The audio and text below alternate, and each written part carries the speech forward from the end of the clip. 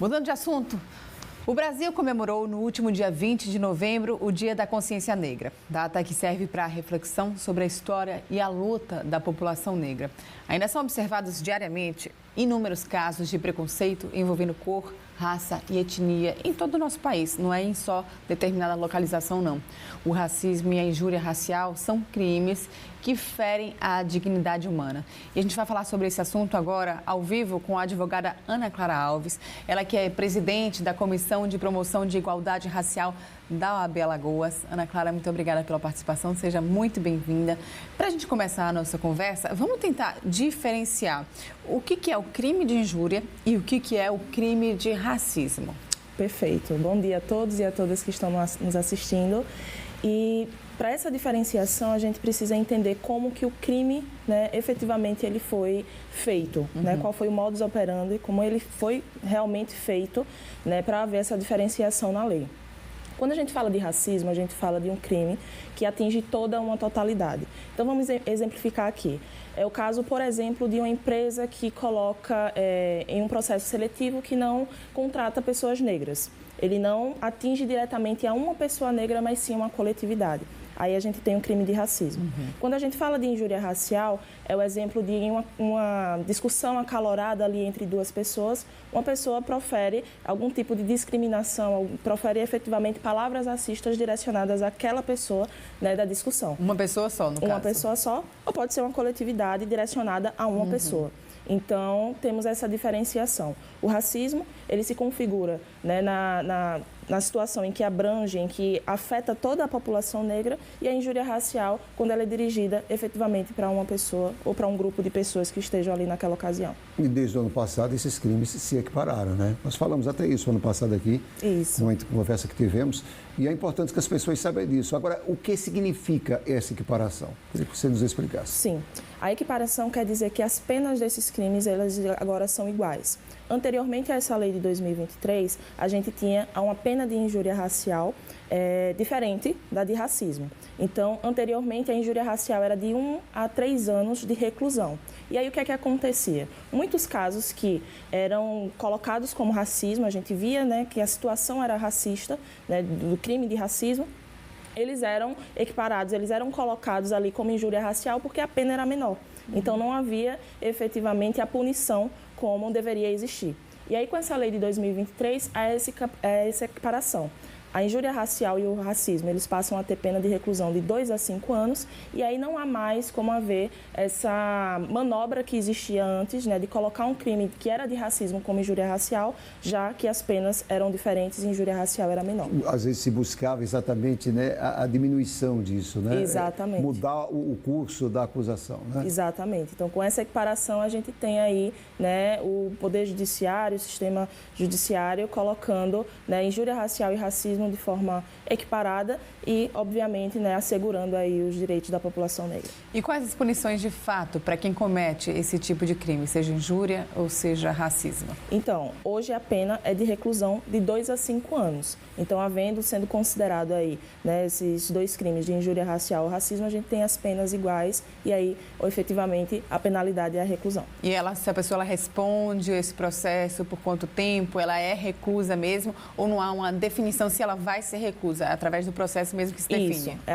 a partir do processo, das nuances de como o crime foi cometido, que a gente tem aí, de fato, como vai ser cumprida essa lei, mas a lei em específica é muito categórica, é reclusão de 2 a 5 anos. Falar de uma coisa que parece óbvia, mas muitas pessoas desconhecem. Como denunciar? Como agir? Eu acho que é um dos problemas, às vezes as pessoas pensam, mas eu não tenho prova.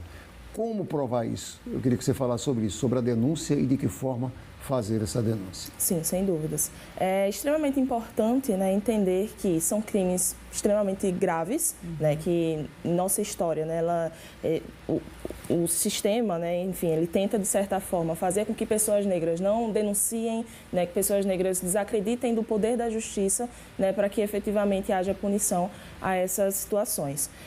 Quando a gente fala sobre o poder probatório, o conjunto de provas necessários para esse processo de investigação, é importante que você sendo vítima ou você vendo essa situação acontecendo, que você consiga ter ali testemunhas, que você consiga, se for possível, obviamente, ter algum vídeo dessa situação, mas caso você não tenha nenhuma prova efetivamente, né? Naquele momento é importante que você faça o boletim de ocorrência, porque a Polícia Civil, né, ela tem aí os meios, os mecanismos necessários para fazer a investigação.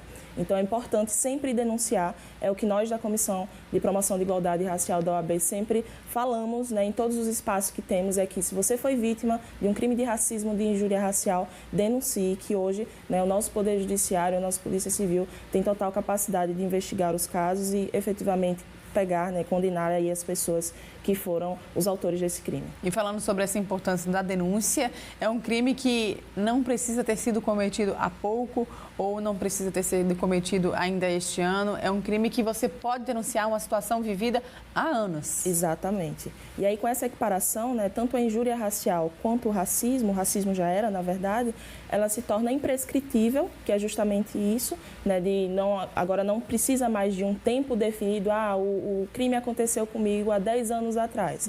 Por ser imprescritível, né, há a possibilidade ainda assim de você denunciar nos dias de hoje. E o crime também se torna inafiançável. Então, tanto a injúria racial e o racismo também, que já era, né, não há mais a possibilidade de fiança, né, de pagamento da fiança pelo suposto autor para meio que não ter aí as penalidades efetivas do crime. Nós conversamos essa semana com o presidente reeleito da OAB e ele falava da importância dessas comissões, né, Sofia? A gente falou de cada uma dessas comissões. São muitos os casos que chegam na comissão da OAB. Como é que você avalia isso? A demanda é grande? A dúvida das pessoas também é grande, porque, como a gente falou, da questão das provas. Sim, sem dúvidas. A importância dessas comissões são, assim, sem parâmetros para a sociedade, né? Hoje, lá na Comissão de Igualdade Racial... Porque é um canal importante, né? Sim, total. A gente faz esse acolhimento das vítimas, né? Então, as vítimas de racismo e injúria racial, obviamente. Intolerância religiosa também, que é um ponto muito focal aqui, que a gente recebe muitas denúncias. Então, a gente faz esse acolhimento da vítima, faz aí os direcionamentos necessários para ir à delegacia, havendo um processo judicial. A gente faz o acompanhamento também dentro do nosso poder, né, de atuação nesses casos. Então, os números hoje, né, da nossa comissão, esse ano a gente recebeu cerca de 15 casos, né, de injúria racial, racismo, intolerância religiosa.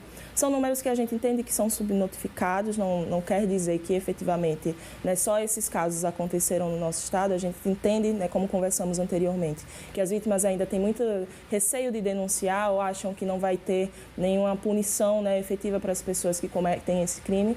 Então, é um trabalho extremamente necessário, importante, mas que entendemos ainda que há essa subnotificação dos casos. E para a gente finalizar, ambos os crimes, injúria racial e racismo, eles são inafiançáveis e imprescritíveis, né?